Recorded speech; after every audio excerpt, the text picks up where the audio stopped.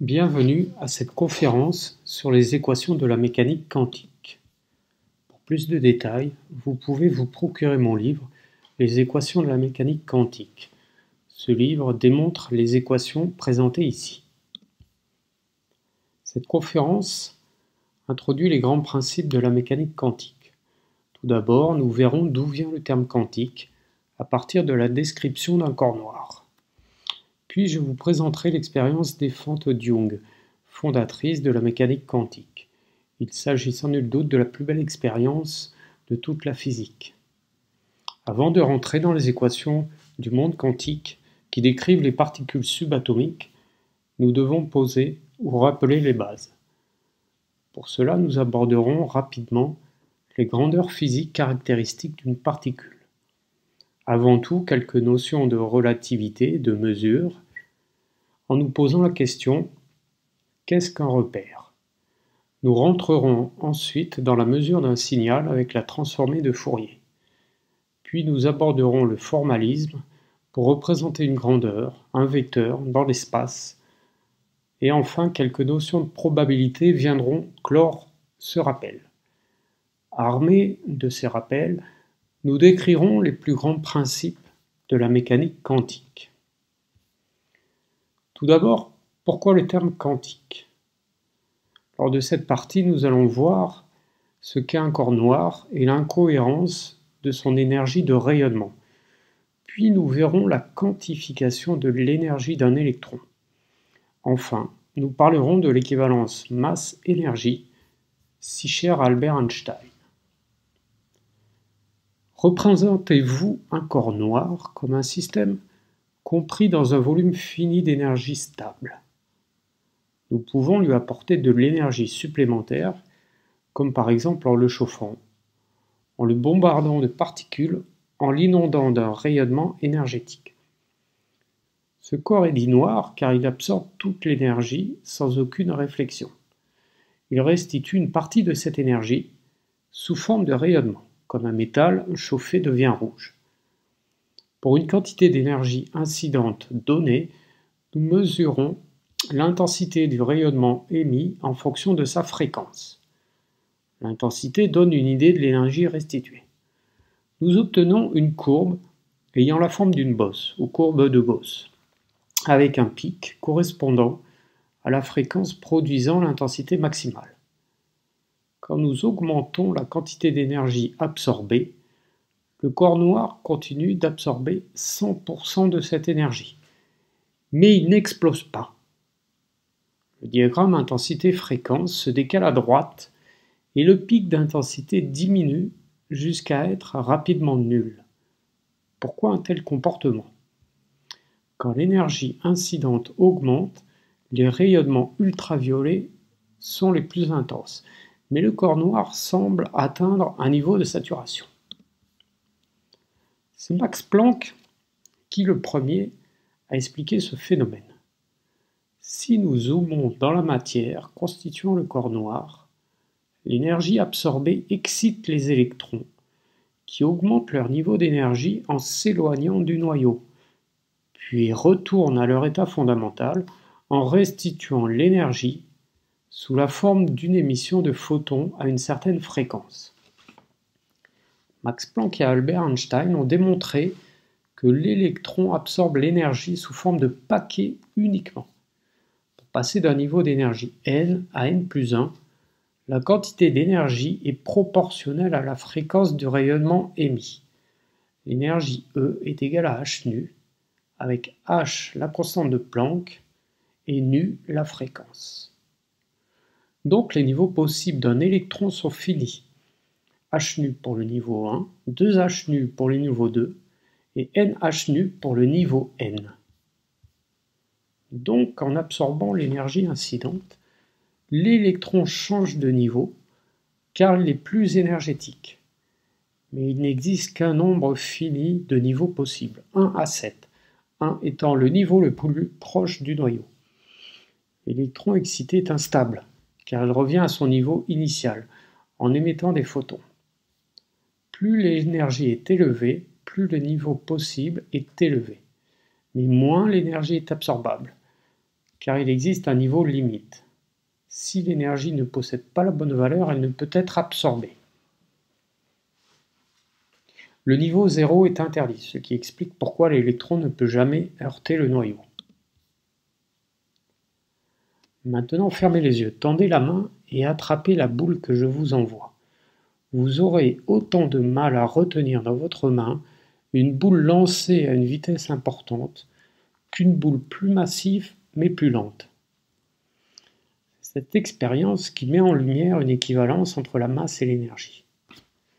Albert Einstein a démontré que la relation entre la variation d'énergie et la masse suivait un coefficient de proportionnalité constant. Je parle bien ici de la masse et pas du poids, qui est la force d'attraction gravitationnelle. La masse représente ici l'inertie du corps, c'est-à-dire l'énergie nécessaire pour le bouger. La célèbre équation d'Einstein est ΔE égale à ΔM multiplié par c au carré. C étant la célérité de la lumière. Il s'agit d'une constante universelle. Voici l'expérience des fentes de Young, qui fit date dans la physique quantique. Il s'agit des raies d'interférence des particules, électrons ou photons. En effet, les particules subatomiques ont un comportement dual qui relève à la fois des particules mais aussi des ondes. En les mesurant de façon unitaire ou microscopique, leur comportement est celui d'une particule. Mais de façon macroscopique ou en grand nombre, leur comportement est plus proche d'une onde. Mais avant de se pencher sur l'expérience de Young, observons des ondes électromagnétiques émises par une source fixe, comme un caillou jeté dans l'eau. Elles se propagent en cercle concentrique autour de la source. La crête est l'amplitude maximale, alternativement haute puis basse. Si nous faisons traverser ces ondes par deux fentes verticales et parallèles, alors la source unique se transforme en deux sources d'émission d'ondes similaires qui interfèrent l'une et l'autre. Lors de leur rencontre de deux ondes équivalentes, deux crêtes de même amplitude s'ajoutent, et deux crêtes d'amplitude opposée s'annulent. Si ces ondes sont lumineuses, et si nous mettons une plaque photosensible éloignée des deux fentes, nous obtenons des franges ou raies d'interférence. Ce sont des barres verticales parallèles aux deux fentes. Maintenant, faisons de même avec des électrons. Un canon à électrons émet des particules une par une, en direction de deux fentes parallèles. Si nous mettons derrière ces deux fentes une plaque électrosensible, nous obtenons alors un impact unique correspondant à l'électron. Jusque-là, rien d'extraordinaire. Mais si nous laissons se dérouler l'expérience un long moment, nous voyons des franges verticales parallèles de la même manière que les franges lumineuses. Mais elles sont moins franches. Que signifie cette expérience ? Un électron unique se comporte à la fois comme une particule, mais également comme une onde, si nous répétons l'expérience un grand nombre de fois. Sa position n'est pas définie, elle suit les équations ondulatoires. Un électron passe forcément par les deux fentes en même temps. Cependant, l'apparence en tant qu'onde est aléatoire. Sa position ne peut être qu'aléatoire et soumise aux probabilités. Les équations ondulatoires sont applicables pour un électron si nous les intégrons par rapport au temps, ce qui revient au même de dire que si nous les sommons sur un grand nombre d'électrons. C'est ce que nous verrons par la suite avec le paquet d'ondes. Un autre point remarquable est que si nous mesurons par quelle fente passe l'électron, pour montrer qu'il passe en même temps par les deux fentes, nous constatons qu'il passe soit par la fente de gauche, soit par celle de droite. Comment cela est possible ? Comment l'observation peut-elle influencer le comportement de l'électron ? Nous allons le voir par la suite. En mécanique classique, un corps possède un état mesurable entièrement par sa position, sa direction, sa masse et sa vitesse. Plutôt que la vitesse, nous considérons la quantité de mouvement P qui est égale à la masse multipliée par la vitesse. La vitesse est notée sous sa forme vectorielle qui permet d'introduire la direction. L'état d'une particule est complété par sa charge électrique, son moment cinétique intrinsèque ou spin. Nous avons vu que la position d'un électron dépend de son énergie et qu'elle est quantifiée. Ces autres grandeurs d'état sont également quantifiées, c'est-à-dire qu'elles possèdent des valeurs finies et discrètes. Nous allons dans cette partie aborder la notion de repère ou référentiel. Ce qu'il faut bien comprendre, c'est qu'une grandeur comme la position n'a de valeur que si elle est projetée dans un repère. Cette projection est appelée mesure de la grandeur. Pour cela, nous allons parler de vecteurs, produits scalaires, puis des changements de référentiel au travers de la relativité restreinte. Prenons un référentiel de l'espace vectoriel en 2 dimensions, matérialisé par les vecteurs U et V. U et V forment les vecteurs de base du référentiel. Cette base est invariante dans le temps. Nous mesurons un vecteur quelconque, W, en le projetant sur les vecteurs de base du référentiel. Le vecteur W est projeté sur U, OB égale OA cosinus alpha, avec OA la norme de W, c'est-à-dire sa longueur. Nous appelons cette projection une observation par rapport à U. La mesure complète du vecteur W est déterminée en ajoutant l'ensemble des observations, c'est-à-dire projection sur U plus projection sur V. Cette projection de W sur U ou observation est le produit scalaire noté W.U. Paul Dirac, en 1939, a introduit une notation dite bracket, qui simplifie le produit scalaire. Un vecteur U est noté de la façon suivante: barre verticale U signe supérieur. Le produit scalaire de 2 vecteurs W et U est noté signe inférieur W barre verticale U signe supérieur. Un vecteur n'a pas de grandeur physique. Par contre, si nous le projetons sur les axes d'un référentiel des distances, nous pouvons mesurer sa longueur. Il prend ainsi une existence physique. Si les vecteurs U et V forment une base du référentiel ou espace des longueurs, un vecteur W peut être représenté dans cet espace par le vecteur projection de W sur U plus le vecteur projection de W sur V. Une base de l'espace des longueurs permet de préserver la mesure des longueurs en fonction du temps. C'est-à-dire si W est inchangé, si nous mesurons W à 2 instants différents, le résultat sera toujours le même. Donc U et V sont invariants dans le temps. Nous choisissons souvent une base orthonormée, c'est-à-dire U et V unitaires de longueur 1 et orthogonaux, c'est-à-dire U scalaire W égale 0. Quelle est la définition générale d'un vecteur? Un vecteur est un élément d'un espace dit de Hilbert, qui est un espace vectoriel muni d'un produit scalaire permettant de mesurer les longueurs, l'orthogonalité. Un vecteur complexe ou réel est un élément de cet espace qui est défini par des coordonnées, les coordonnées étant des valeurs précises dans cet espace. L'espace vectoriel permet de faire des combinaisons linéaires des coordonnées de ces vecteurs grâce à un opérateur d'addition et un opérateur de multiplication par un nombre constant dit scalaire. Maintenant, quelle est la définition générale d'un produit scalaire? C'est une application sur 2 vecteurs qui est une forme bilinéaire.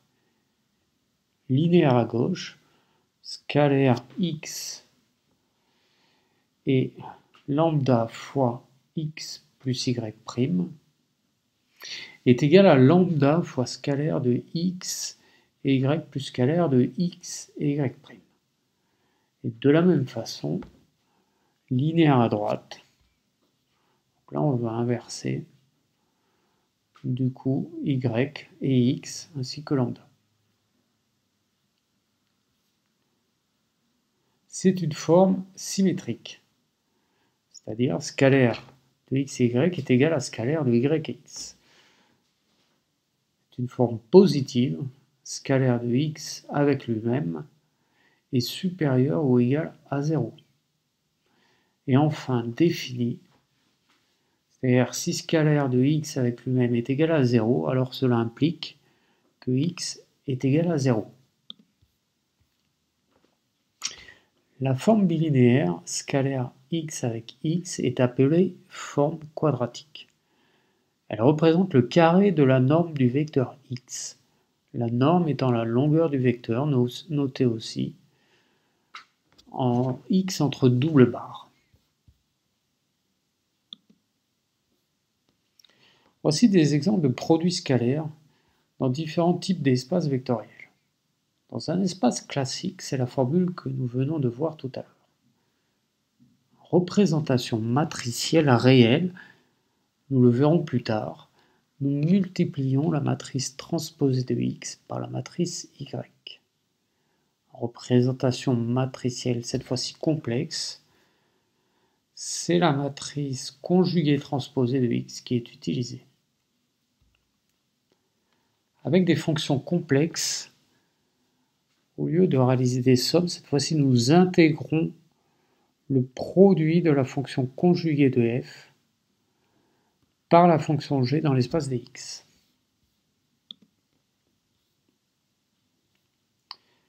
Dans notre espace connu à 3 dimensions, nous ne pouvons pas trouver un référentiel unique immobile.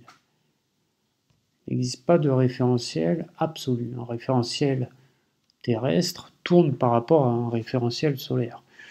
Un référentiel stellaire s'éloigne d'un autre référentiel stellaire à cause de l'expansion de l'univers. Pourtant, sur Terre, nous avons l'impression d'être immobiles. Nous sommes faits de particules en mouvement perpétuel, qui sont en fait plus des vibrations. L'immobilisme n'existe pas. Tout n'est que relativité. Nous sommes immobiles dans un référentiel terrestre, mais si nous changeons de référentiel pour utiliser par exemple un référentiel immobile par rapport au Soleil, nous sommes finalement en mouvement par rapport à ce changement de référentiel. Les physiciens Minkowski et Einstein ont montré au début du XXe siècle que le temps était étroitement lié au référentiel dans lequel nous mesurons l'espace. Par exemple, il existe un temps propre sur Terre qui n'est pas le même que celui sur le Soleil. Les deux temps sont liés par un facteur, dit facteur de Lorentz, qui vaut 1 sur racine carrée de 1 moins v au carré sur c au carré, avec v, le déplacement relatif, par rapport à la vitesse de la lumière d'un référentiel par rapport à l'autre. La vitesse de la lumière étant constante, quel que soit le référentiel, nous comparons toutes les vitesses par rapport à elle. Le temps n'est pas la seule grandeur à être relative. Les longueurs le sont également avec le même facteur de Lorentz. Nous avons vu dans l'expérience des fentes de Young que les particules possédaient un caractère ondulatoire. Intéressons-nous donc aux ondes. Une onde est un signal particulier, sinusoïdal de période fixe. Un signal, quant à lui, est une grandeur dont l'amplitude varie au cours du temps. Cette variation est périodique, de période finie ou infinie. Joseph Fourier, en 1811, introduit une décomposition de tout signal périodique de fréquences dites fondamentales en une série infinie d'ondes sinusoïdales, dont chaque fréquence est un multiple de la fréquence fondamentale du signal. Cette série constitue une approximation du signal. Plus la décomposition est complète, plus la mesure du signal est précise. Voici mise en équation une onde sinusoïdale de période grand T. S égale à A cosinus 2π x sur grand T. Il s'agit de l'équation de propagation de l'onde indépendante du temps, c'est-à-dire à un instant T, un observateur se déplaçant sur l'onde. Si maintenant l'observateur se place en position fixe sur l'axe des abscisses x, il voit l'onde se propager dans le temps, suivant l'équation indépendante de la position, A cosinus 2πt sur grand T. La fréquence f est l'inverse de la période. La pulsation, elle, est égale à la fréquence ramenée en unité de mesure d'un angle. Pulsation oméga égale à fréquence f multipliée par 2π. A est l'amplitude de l'onde, c'est-à-dire la valeur maximale ou crête du signal. Nous pouvons écrire l'onde en notation d'Euler.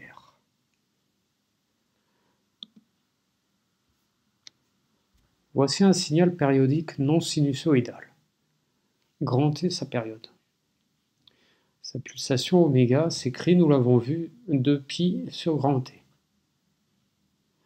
Sa décomposition en série de Fourier s'écrit sigma pour l'indice k variant de moins l'infini à plus l'infini de ck exponentielle ik oméga t. K égale 1 correspond à l'harmonique, ou la fréquence fondamentale du signal mesuré. L'amplitude de l'onde fondamentale C1 possède l'amplitude la plus importante. Plus K est élevé, plus l'amplitude CK est petite. Une approximation du signal de précision P est donnée par la formule sigma pour l'indice K variant de moins P à plus P de CK exponentielle IK oméga. Plus P est grand, plus la décomposition est précise.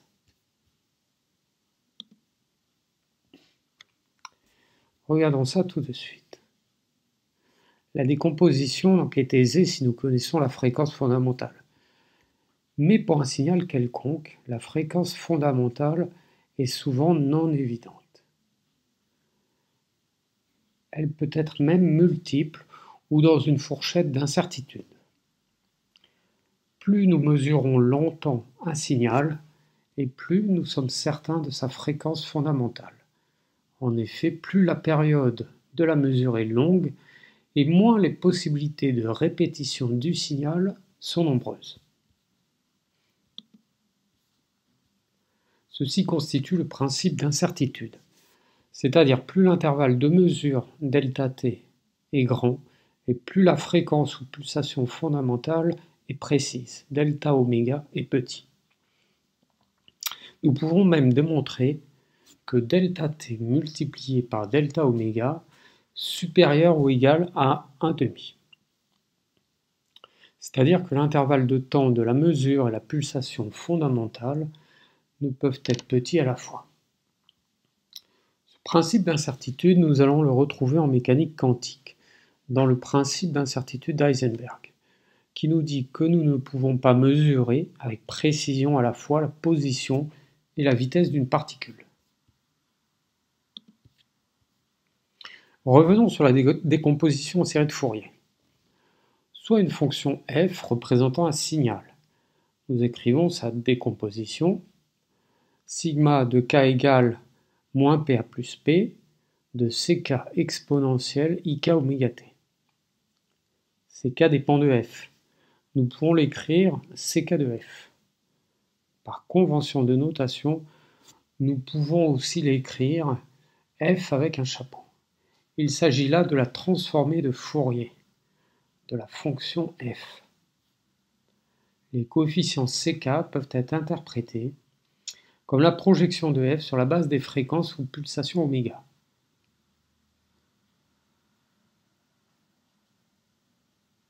F chapeau peut s'écrire f chapeau de k oméga pour préciser qu'il s'agit de la projection sur l'axe oméga.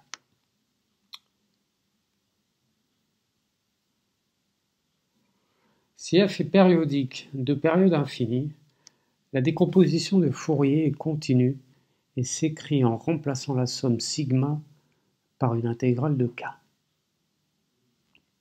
F de t égale intégrale de moins l'infini à plus l'infini de ck de f exponentielle ik oméga t d de k. Ou encore en remplaçant le coefficient ck de f par f chapeau de oméga. Donc nous obtenons intégrale de moins l'infini à plus l'infini de f chapeau oméga exponentielle ik oméga t d de k. Nous omettons k dans l'écriture de f chapeau car il est constant pour chaque coefficient.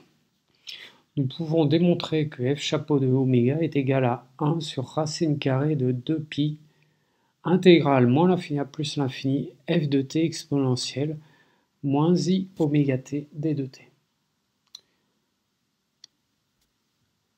F chapeau étant la transformation de Fourier, elle permet de passer de l'échelle des temps à l'échelle des fréquences. Nous pouvons dire que les transformés de Fourier sont les coefficients de la décomposition de f dans la base des fréquences.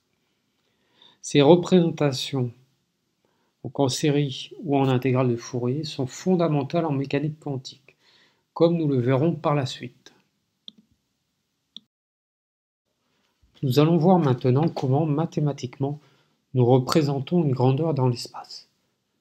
Nous commencerons par représenter une grandeur comme un vecteur, puis les actions appliquées à cette grandeur, déformation, par des matrices. Enfin, nous allons voir comment déterminer un référentiel grâce aux vecteurs propres et aux valeurs propres. Prenons par exemple une grandeur comme l'accélération. Sa valeur est représentée par la longueur du vecteur. Plus la longueur est grande, plus l'accélération est forte. Une flèche permet de connaître son signe, positif ou négatif. Dans un espace à une dimension, une grandeur peut être représentée par un vecteur colonne, x1, x2 jusqu'à xn. Chaque coefficient xi est la projection du vecteur sur l'axe i du référentiel. L'axe i peut être schématisé par un vecteur dont tous les coefficients sont nuls à l'exception du coefficient d'indice i. Deux vecteurs sont dits collinéaires s'ils sont parallèles. U et V sont collinéaires si U égale kV avec K constante. En physique quantique, nous travaillons dans des espaces à une dimension. En effet, même si nous ne percevons de façon macroscopique que 3 dimensions, au niveau de la matière, rien n'interdit de concevoir des systèmes théoriques avec des dimensions supérieures à 3, voire infinies. Une action sur un vecteur V, comme une transformation induite par une force ou une énergie extérieure, est généralement représentée par une fonction f agissant sur V. Mais nous pouvons également le représenter par une matrice M de dimension n fois n agissant sur V. En effet, M fois V donne un nouveau vecteur colonne W. Nous le verrons par la suite. Mais pour l'instant, matrice s'écrit A11, A12, A21, le coefficient A et J étant la valeur en ligne I et en colonne J. Nous pouvons définir les opérations arithmétiques suivantes sur la matrice. L'addition de deux matrices A et B donne une matrice C de coefficient CIJ égale à AIJ plus BIJ. La multiplication de deux matrices A et B donne une matrice C de coefficient CIJ égale somme de S égale 1 à N AIS fois BSJ. La matrice C transposée de A, notée A exposant T, est une matrice retournée par rapport à sa diagonale. C contient des coefficients CIJ égale à AJI. La matrice C conjuguée complexe de A, notée A étoile, est une matrice dont les coefficients complexes sont CIJ égale partie réelle de A et J moins partie imaginaire de A et J. La matrice inverse de A, notée A exposant moins 1, est telle que A fois A moins 1 est égal à 1.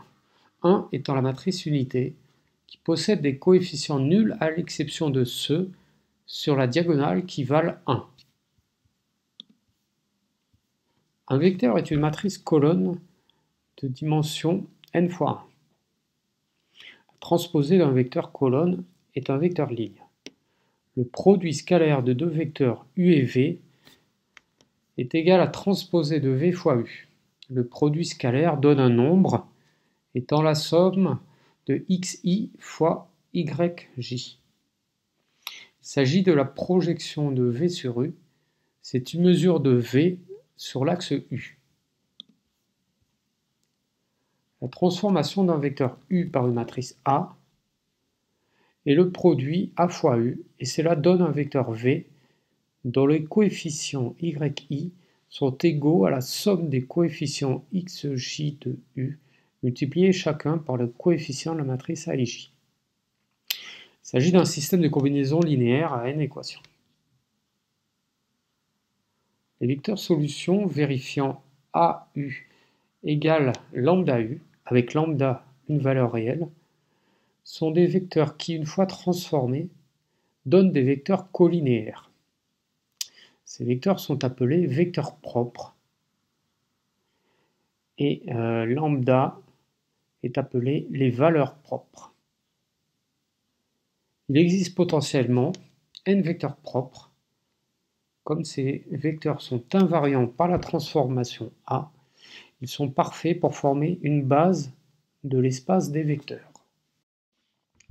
Les probabilités sont une notion essentielle en physique quantique.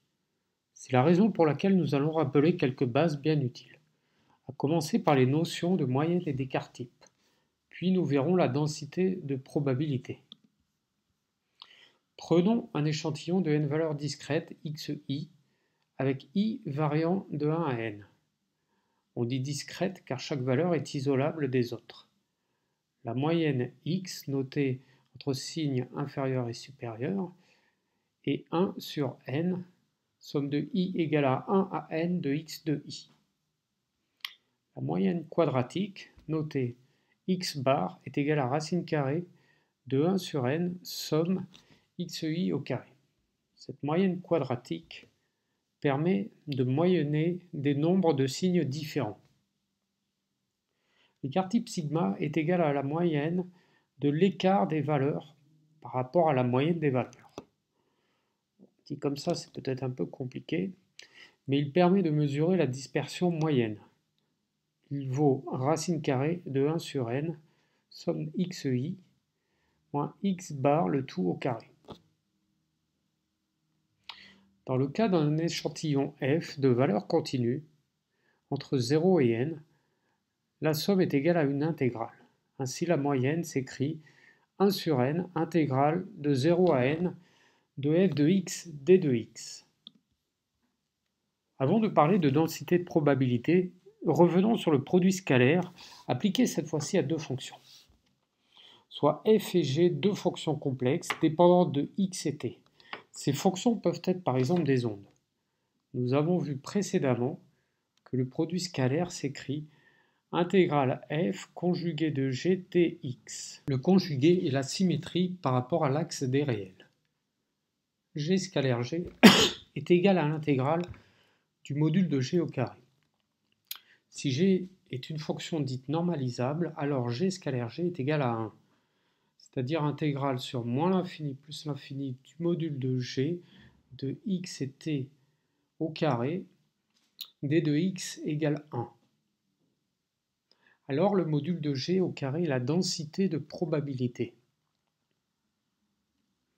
Module de g de x et t au carré, d de x est la probabilité de trouver g au voisinage de x à l'instant t. L'intégrale x module de g au carré d de x est la probabilité de trouver g à la position x à l'instant t. Parmi les notions quantiques que nous allons étudier, nous parlerons de l'état quantique avec le vecteur d'état, la fonction d'onde, l'observable et l'hamiltonien, le principe de superposition, et nous terminerons par le principe d'incertitude.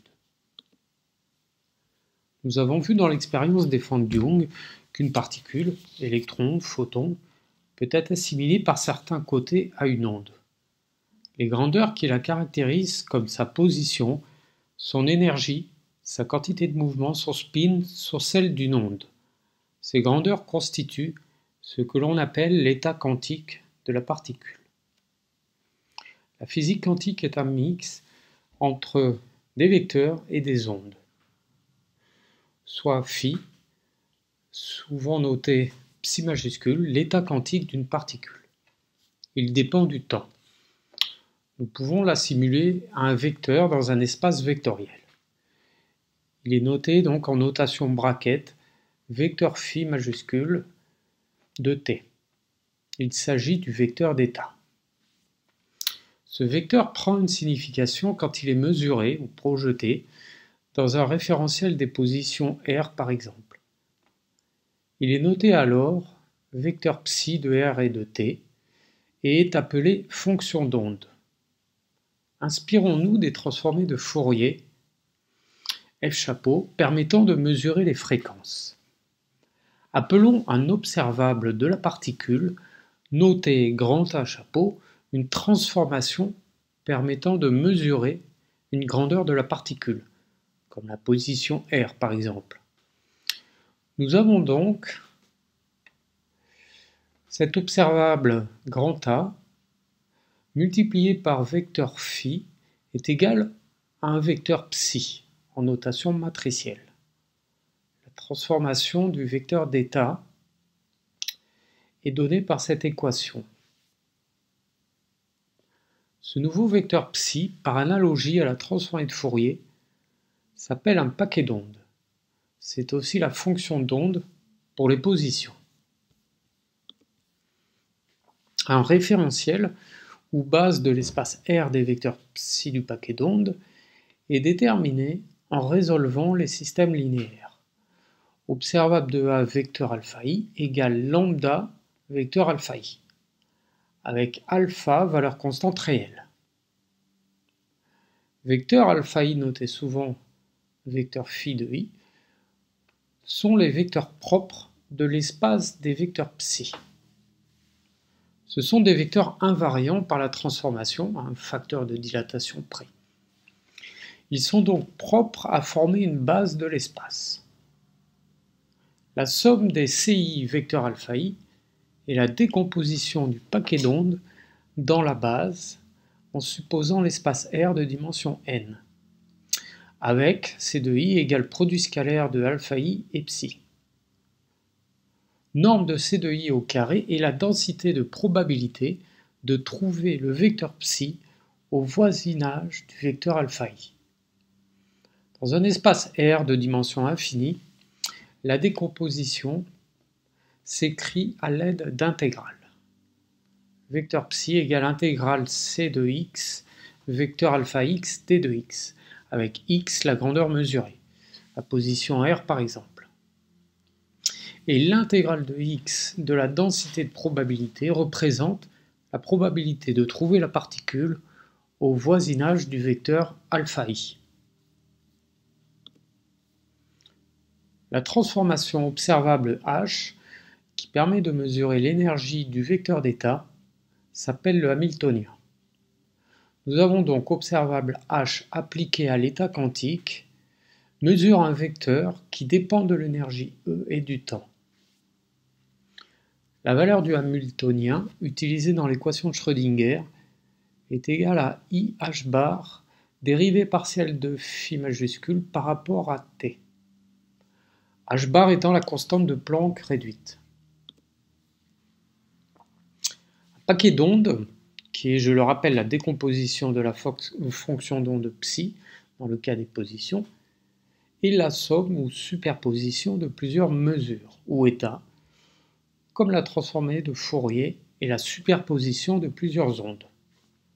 Ce vecteur psi n'a pas de représentation physique, car les coefficients C de i sont en lien avec les probabilités. Si les vecteurs alpha i et alpha j sont deux mesures du vecteur d'état, avec respectivement norme de CI au carré et norme de CJ au carré, les densités de probabilité, alors CI, vecteur alpha i, plus CJ vecteur alpha j est une mesure possible du vecteur d'état. Il s'agit du principe de superposition quantique. Il explique qu'un électron passe en même temps par les deux fentes de Young. Si nous mesurons le voisinage du vecteur alpha i, alors seule la densité de probabilité norme de CI au carré est non nulle. Les autres densités de probabilité des autres vecteurs alpha i de la base sont nulles. On dit que l'on est en présence d'une réduction du paquet d'ondes. C'est la raison pour laquelle, quand on le mesure, l'électron ne passe plus que par une seule des deux fentes de Young. À la mécanique quantique, le principe d'incertitude que nous avons vu lors de la transformation de Fourier. Delta t multiplié par delta oméga supérieur ou égal à 1,5. Dans le cas d'une onde, nous avons une équivalence entre t et x. Nous avons également une équivalence entre oméga et 2π fois p sur h, p étant la quantité de mouvement et h la constante de Planck. Avec ces équivalences, nous pouvons obtenir le principe d'incertitude d'Heisenberg, à savoir delta x fois delta p supérieur ou égal à h sur 4π. Nous avons l'habitude de dire que nous ne pouvons mesurer avec précision à la fois la position et la vitesse d'une particule.